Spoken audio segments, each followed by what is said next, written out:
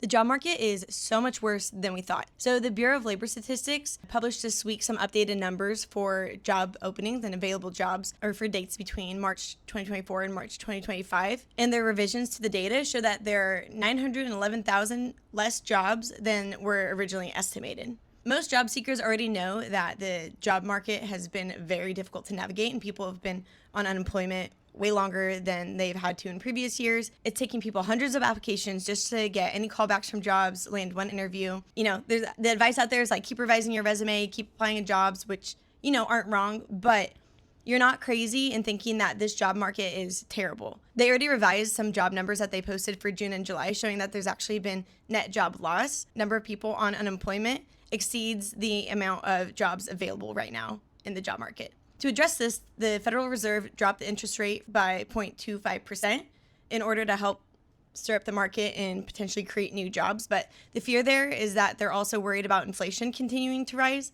Inflation is at about 2.9% right now, and the Fed's target rate is 2%. Typically, they wouldn't lower interest rates for this, even with unemployment at 4.3%, because they typically try to keep it under 5%. But considering that there are more people than there are jobs, and even numbers reaching back to the beginning of last year have also been really, really poor, they're starting to panic a bit about what the job market is and why it's so slow. These are also some of the biggest revisions we've ever seen from the BLS in regards to job numbers.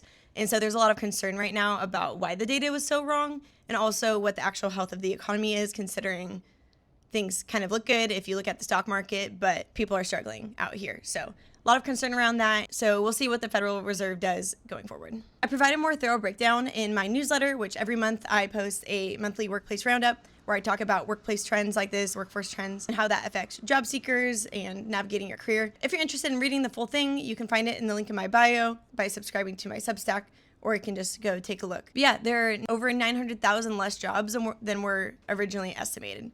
To put that in perspective, that's about the entire population of South Dakota. Time will tell whether these interest rate cuts will help create more jobs in the market. September is usually a month of more hiring, and more companies typically hire in September going into Q4, but we'll see what happens. So good luck out there and happy job hunting.